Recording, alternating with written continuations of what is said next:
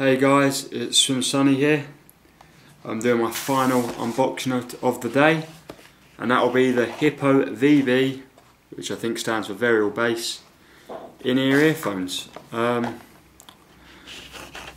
is just simple and black, a couple of bullet points there, bit of information on the bass porting system on the side, and then your specifications on the back there.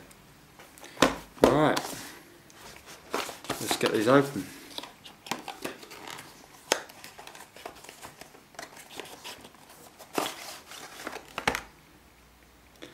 Okay, so first up we have a hard clamshell case.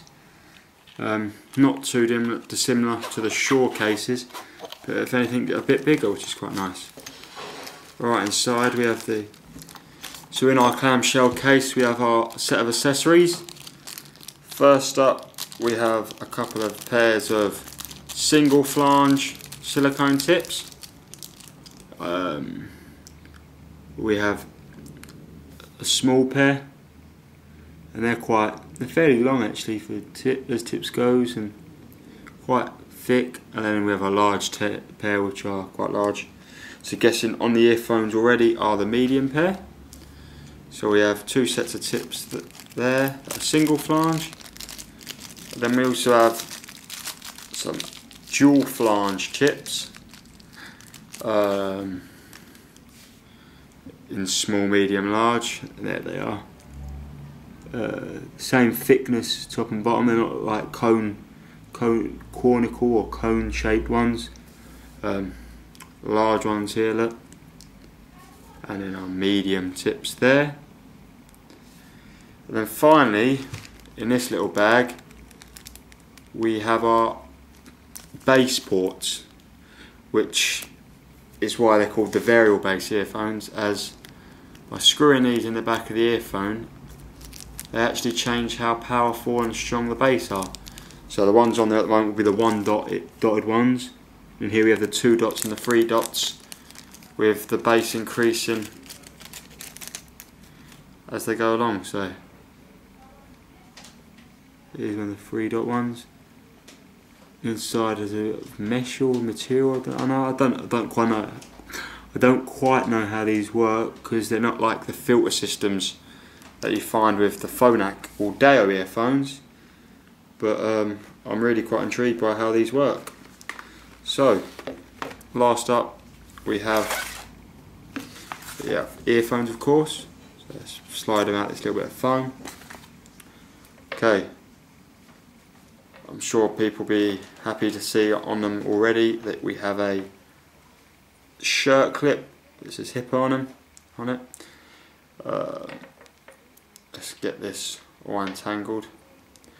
Not too long ago I reviewed a Ultimate Ears TF10, and I also reviewed the Jabin ES8 cable, and this Hippo earphone really has a lot of resemblances. That's an identical Y split to what we had on the Jabin cable, as well as this jack is identical, as well as the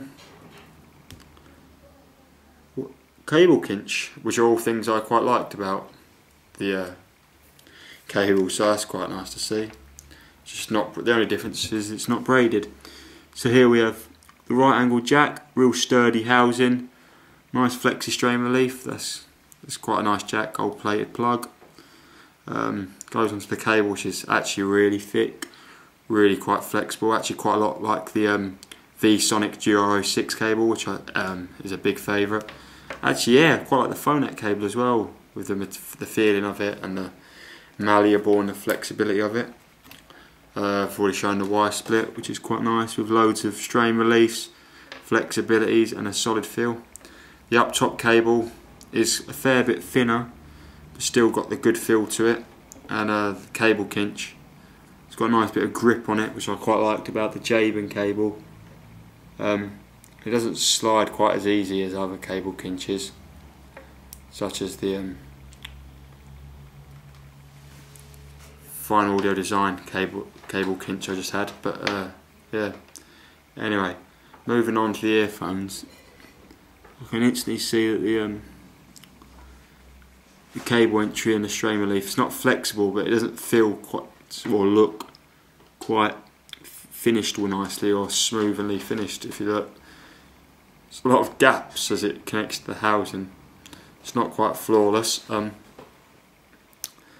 I said, the medium tips are already on there, so you get 6 sets of tips in total, which is quite nice, and then the 3 base ports. It's quite a simple design, just black, real solid housing, fairly small nozzle. You can see the filter inside. So yeah, as the build, other than the not so great strain reliefs, I'm quite impressed by it. I really like the cable actually of these. I think the most exciting bit about these is the well, the price is great. I think £45–50 for these from Jabin. That's really good. It's $80, so whatever that converts to. And obviously the base ports, the most exciting feature. So let's just try and unscrew this. There we go. So that just pops off. As you can see, this one doesn't have any of that material inside, so whatever the material inside does changes the sound. Yeah, you can see right inside to all the what's going on inside the earphone. So you have to be careful that nothing gets inside, I guess. And then the new, so this is the double dotted one, so the medium bass setting, or the just the extra bass, or the extreme bass, whatever you call it, and it just screws on. Oh, I think that's pretty cool. So yeah, I'm gonna put these on the old burn-in, and then I'll do a full review, stick some impressions up on Head-Fi. So check me out there, Swim Sunny. Please subscribe.